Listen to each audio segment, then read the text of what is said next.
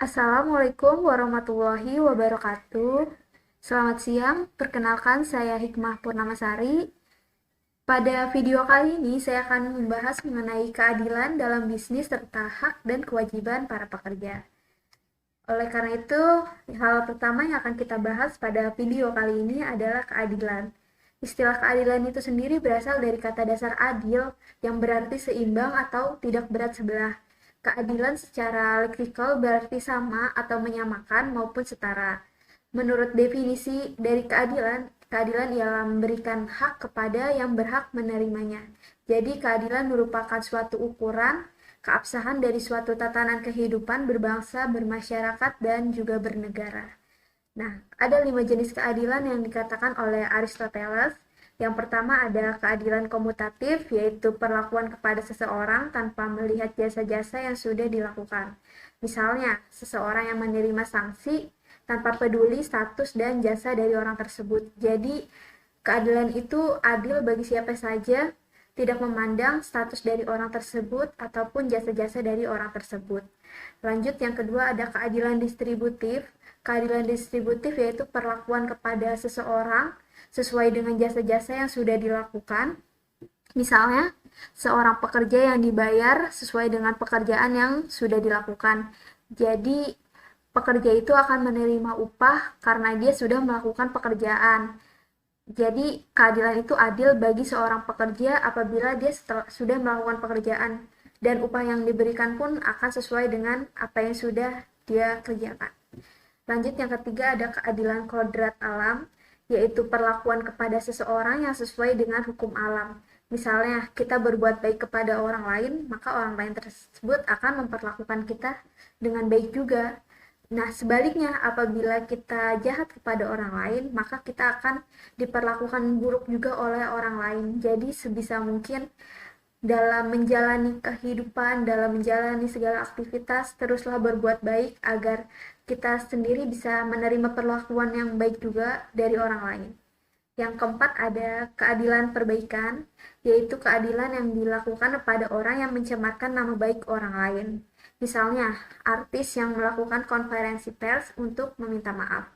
Nah, biasanya artis yang meminta maaf ini karena dia telah melakukan kayak ribut atau sama rekan artis, atau dia mencemarkan nama baik artis A mempunyai bisnis dan dicemarkan nama baiknya oleh artis B, maka biasanya artis B akan meminta maaf atau melakukan konferensi pers dalam bentuk video atau secara langsung dan sebagainya.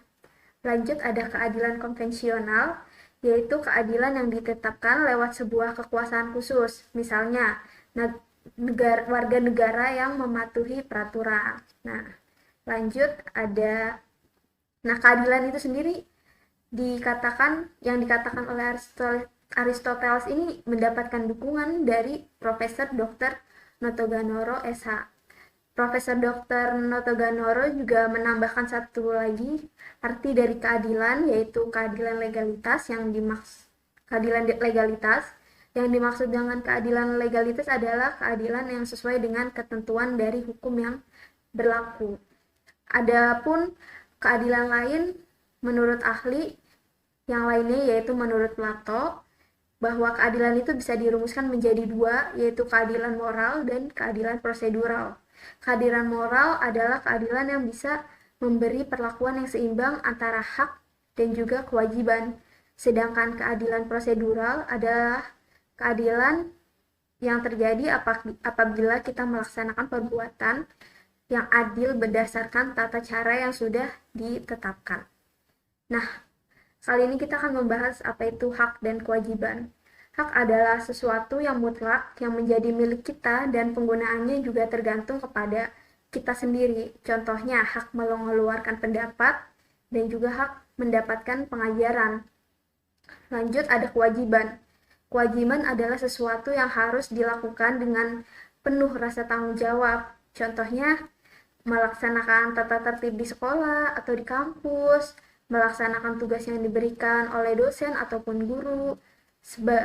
Jadi sebagai siswa ataupun mahasiswa, kita itu wajib melaksanakan kewajiban kita, wajib melaksanakan tugas-tugas yang sudah diberikan oleh dosen ataupun guru dengan baik dan dengan penuh rasa tanggung jawab agar hasil yang diberikan pun nantinya akan maksimal. Nah, kali ini kita akan membahas kewajiban setelah kita mengenal lebih dalam apa itu tadi keadilan dan pengertian apa itu hak dan juga kewajiban, kita akan mempelajari kewajiban karyawan terhadap perusahaan. Nah, kewajiban karyawan terhadap perusahaan itu ada 4. Yang pertama ada kewajiban ketaatan karyawan yang harus mematuhi perintah dan petunjuk atasannya. Jadi, karyawan itu harus mematuhi semua perintah dari atasannya selama itu memang baik, dan ada pun juga yang kalau memang itu tidak baik ya kita berhak untuk menolaknya. Ada beberapa hal yang kita sebagai karyawan boleh menolak apa yang diperintahkan oleh atasan kita selama itu memang benar-benar merugikan. Yang pertama ada karyawan tidak wajib mematuhi perintah atasan yang diberikan karena bukan demi kepentingan perusahaan.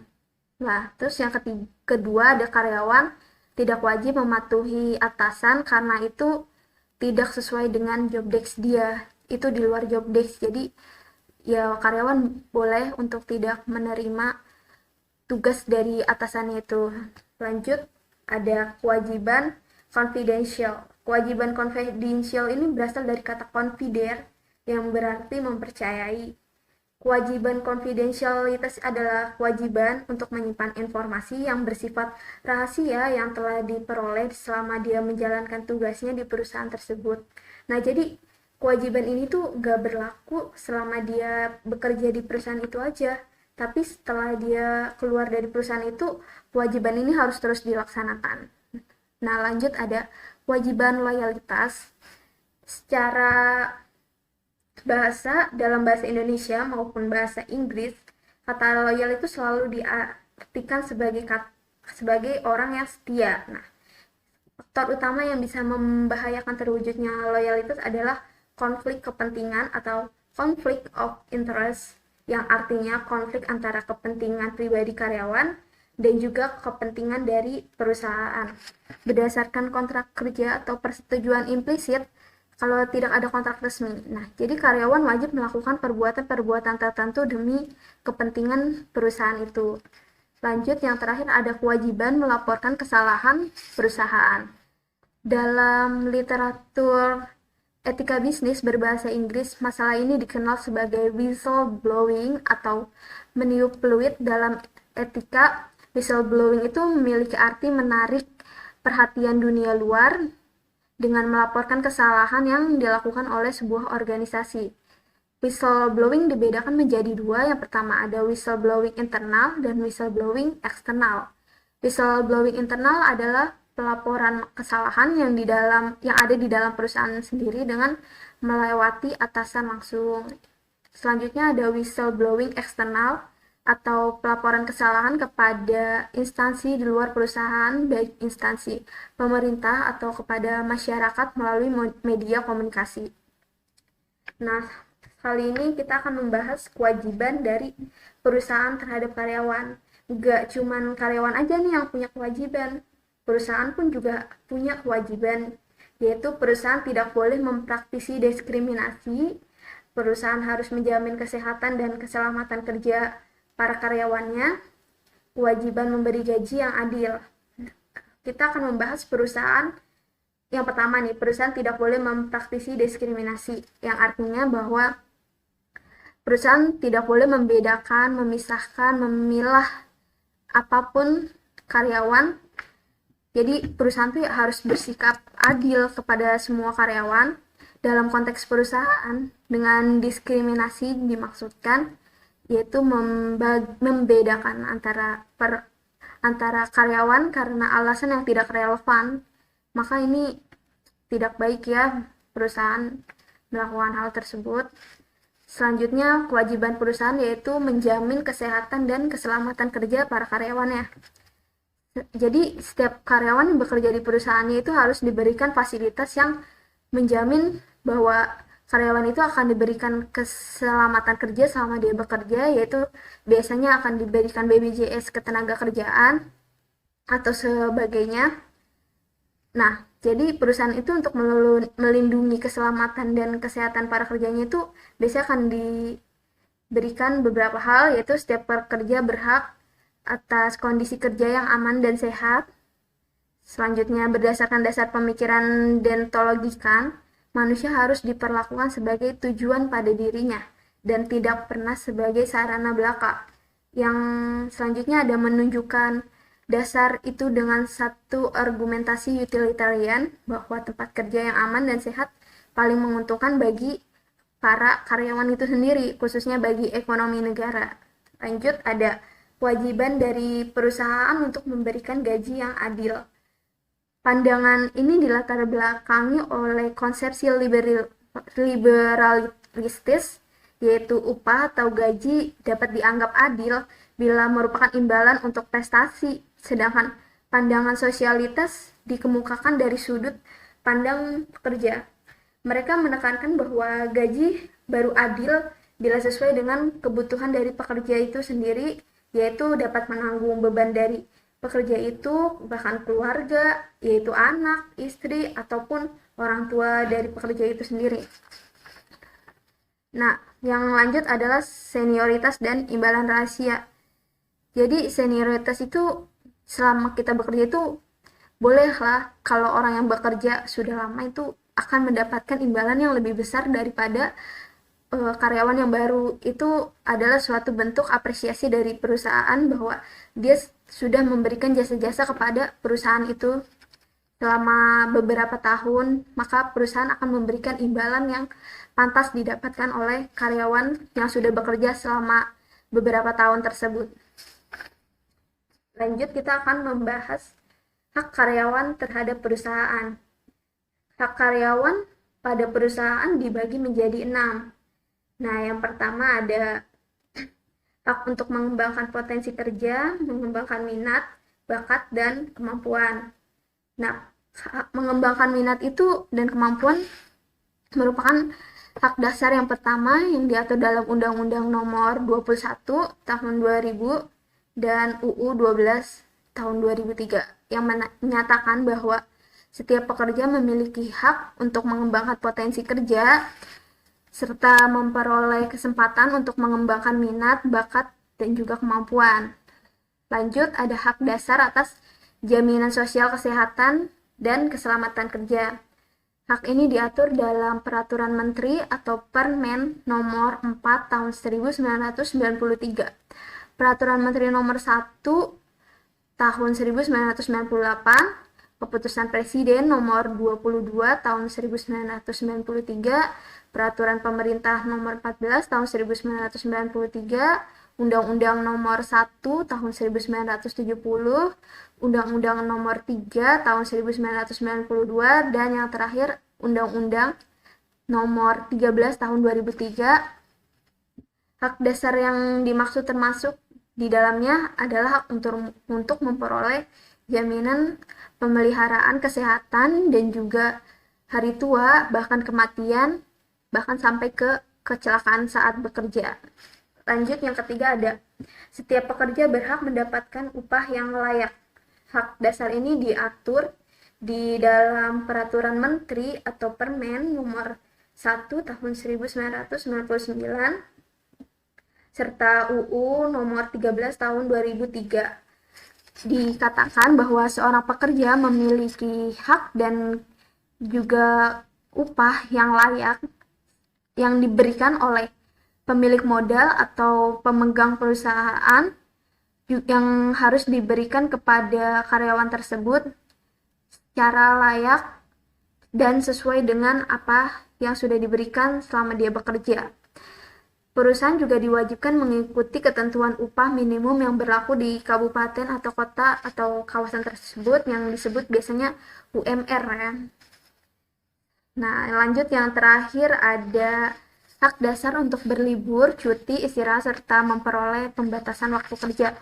Hal ini diatur di dalam Undang-Undang Nomor 13 Tahun 2003 yang menyebutkan bahwa perusahaan diwajibkan untuk memberikan kompensasi jika karyawan bekerja di luar jam kerja dengan memberikan kompensasi yaitu berupa uang lembur atau upah lembur. Lanjut yang kelima ada hak dasar untuk membentuk serikat pekerja. Hak-hak dasar undang-undang ini, hak-hak dasar pada karyawan ini diatur di dalam Undang-Undang Nomor 21 Tahun 2000 dan juga Undang-Undang Nomor 13 Tahun 2003. Hal ini dimaksudkan sebagai media penyalur aspirasi pekerja yang memiliki kapasitas hukum untuk membuat perjanjian kerja dengan pemilik modal dan juga pihak perusahaan. Nah, biasanya perjanjian kerja itu disepakati bersama yang mencakup dengan hak dan kewajiban para buruh maupun serikatnya. Hak dan kewajiban pengusaha, jangka waktu berlakunya perjanjian juga harus ditandatangani oleh pihak-pihak yang terkait di dalam perjanjian-perjanjian tersebut. Lanjut yang terakhir ada hak perlindungan atas pemutusan hubungan kerja. Jadi yang terakhir itu memang udah kita bahas ya bahwa nggak cuman perusahaan aja nggak cuman karyawan aja nih yang mempunyai hak. Kita harus bersikap adil, yaitu bahwa perusahaan pun juga memiliki hak yang harus diberikan, yang harus dipenuhi oleh karyawan itu sendiri agar sama-sama menimbulkan timbal balik yang bisa mencapai suatu tujuan dari perusahaan itu sendiri. Yang pertama ada mendapatkan hasil kerja yang terbaik setiap hari. Setiap karyawan harus terus melakukan pekerjaannya yang dapat menghasilkan sesuatu yang terbaik setiap harinya dan harus terus bersemangat dalam menjalani setiap pekerjaan yang diberikan. Yang kedua ada mendapatkan ide dan solusi kreatif. Para karyawan juga dituntut untuk memiliki ide-ide yang kreatif setiap harinya agar perusahaan tersebut bisa lebih mengembangkan lagi inovasinya, bisa bersaing lagi di mancanegara bahkan internasional dengan produk barunya yang bisa lebih berkualitas dan lebih unik dari produk-produk yang tidak dimiliki dari pedagang-pedagang atau perusahaan-perusahaan yang lainnya. Lanjut yang ketiga ada mendapatkan kejujuran dan kepercayaan dari karyawannya. Dalam bekerja itu karyawan harus memiliki rasa jujur, apalagi apabila dia memegang uang. Dia sebisa mungkin harus selalu bersikap jujur karena uang memang sesuatu yang sangat beresiko. Maka para karyawan dituntut harus selalu memberikan kejujuran dan kepercayaan yang bisa menimbulkan kepercayaan dari para pemimpin tersebut. Nah, lanjut yang terakhir ada mendapatkan kepedulian dari setiap karyawan. Setiap perusahaan pun juga perlu diperdulikan oleh para karyawannya. Maka setiap karyawan dituntut juga untuk memiliki rasa empati dan simpati kepada para atasan, sesama rekan kerja, selain kepada diri sendiri. Jadi kepada para karyawan yang bekerja di situ juga dituntut untuk saling memberikan rasa kepedulian agar agar lingkungan pekerjaan dapat berjalan dengan maksimal. Jadi tidak ada yang ribut atau apa segala macam seperti itu ya. Nah, itu tadi adalah pembahasan yang saya bahas dari video kali ini mengenai hak dan kewajiban yang harus dipenuhi oleh para pekerja dan juga dari perusahaan tersebut. Sekian video pada kali ini. Saya ucapkan terima kasih. Wassalamualaikum warahmatullahi wabarakatuh.